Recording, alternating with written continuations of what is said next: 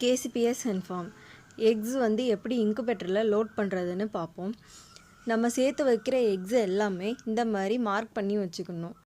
10 நாள் வர உள்ள எக்ஸை வந்து நாங்கள் சேர்த்து வச்சு இன்குபேட்டரில் வைக்க போகிறோம். டெய்லி கலெக்ட் பண்ணுற எக்ஸை வந்து நீட்டாக தொடச்சி ஃப்ரிட்ஜில் ஸ்டோர் பண்ணிடுவோம்.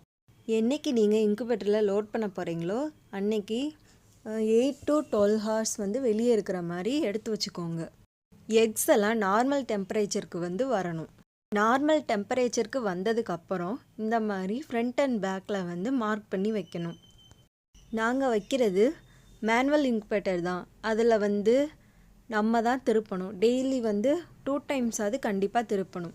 அப்போ தான் அதுக்கு காலெல்லாம் எந்த குறையும் இல்லாமல் பறக்கும். ஆட்டோமேட்டிக் இன்குபேட்டர்னால் அதுவே திருப்பிக்கும், ஆனால் அதை நம்ம கண்டுக்கவே மாட்டோம். இதுனா நம்ம டெய்லி ஓப்பன் பண்ணி அதை ரொட்டேட் பண்ணும்போது முட்டைலாம் எப்படி இருக்குது என்ன ஏதுன்னு நம்ம வந்து பார்த்துக்கலாம். ஒவ்வொரு எக்கு திடீர்னு வெடிக்கலாம் செஞ்சிடும். அதனால டெய்லி நம்ம ஓப்பன் பண்ணி பார்க்குறது தான் நல்லது. நம்ம லோட் பண்ணுற முட்டை 21ஆவது நாள் குஞ்சு பொரிக்கும். எல்லா எக்ஸும் பொரிக்குமான்னு கன்ஃபார்மாக சொல்ல முடியாது. ஆனால் ஒரு 7ஆவது நாள் நம்ம வந்து கொஞ்சம் எக்கு பொரிக்கும் அப்படின்றத லைட் அடித்து பார்த்து கண்டுபிடிக்கலாம். அதெல்லாம் எப்படின்னு இன்னும் வர வீடியோவில் நான் சொல்கிறேன். இந்த மாதிரி சேர்த்து வைக்கிற எக்ஸ் எல்லாம் நம்ம இன்குபேட்டரில் லோட் பண்ணுவோம் வாங்க. இது எல்லாமே நாட்டுக்கோழி குஞ்சு முட்டைங்க. இது எல்லாத்தையும் நம்ம இப்போ லோட் பண்ணுவோம்.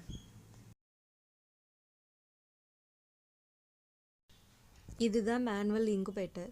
மேனுவல் இன்குபேட்டர் யாருக்கும் தேவைப்பட்டதுன்னா ஸ்க்ரீனில் தெரிகிற நம்பருக்கு கால் பண்ணுங்கள், இல்லாட்டி மெசேஜ் பண்ணுங்கள்.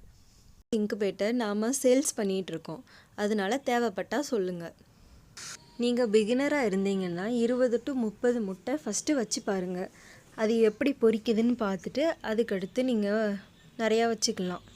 இன்குபேட்டரில் டெம்பரேச்சர் 37.5 வந்து எப்போவும் மெயின்டைன் ஆகிற மாதிரி பார்த்துக்கணும். ஈரப்பதமும் இருக்கணும், காற்றோட்டமும் இருக்கணும். எல்லாமே இருந்தால் தான் ஒரு உயிர் வந்து உருவாக முடியும். இன்குபேட்டரில் இந்த மாதிரி எக்ஸை வரிசையாக அடுக்கி வச்சுட்டு டெய்லியும் 2 தடவை கண்டிப்பாக திருப்பியே ஆகணும். லோட் பண்ணி வச்சு முடிச்சுட்டு கொஞ்சம் கேப் வந்து இருக்கணும். அந்த கேப்பில் வந்து நம்ம வாட்டர் வந்து வைக்கணும். வாட்டர் எதுக்குன்னா ஈரப்பதம் இருந்தால் தான் அந்த குஞ்சு வந்து உருவாக வந்து கரெக்டாக இருக்கும். இதை ஹியூமிடிட்டி மீட்டர் வச்சு நம்ம வந்து ரெக்கார்ட் பண்ணணும். ஹியூமிடிட்டி வந்து 55 to 60 வந்து இருக்கணும். இந்த ஈரப்பதம் வந்து முதல் 18 நாளைக்கு வந்து மெயின்டைன் பண்ணிக்கணும். அதுக்கு இந்த மாதிரி ஒரு சின்ன கப்பில் நீங்கள் வச்சாலே வந்து போதுமானது. எல்லாம் லோட் பண்ணி முடிச்சுட்டு இன்குபேட்டர் கரெக்டாக இருக்கான்னு செக் பண்ணிக்கணும் ஒரு தடவை. இன்குபேட்டரில் தெர்மோமீட்டர் அது நான் வீடியோவில் காமிச்சிருக்கேன். மீட்டர் முட்டையை ஒட்டியும் இருக்கக்கூடாது, ரொம்ப மேலே தள்ளியும் இருக்கக்கூடாது. கரெக்டாக முட்டையிலேருந்து 1/2 inch மேலே மாதிரி பார்த்துக்கணும். இன்குபேட்டரில் ஹீட்லாம் கரெக்டாக மெயின்டைன் ஆகுதான்னு செக் பண்ணிக்கணும். 39-40க்கு மேலே போகக்கூடாது, செக் பண்ணிக்கணும். அதே மாதிரி ரொம்ப குறையவும் இருக்கக்கூடாது. ரொம்ப அதிகமான முட்டை வந்து வெந்து போயிடும். அதனால் நல்லா செக் பண்ணிக்கணும்.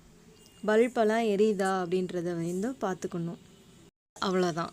இதை வந்து டெய்லி 18 நாளைக்கு நம்ம ரொட்டேட் பண்ணணும்.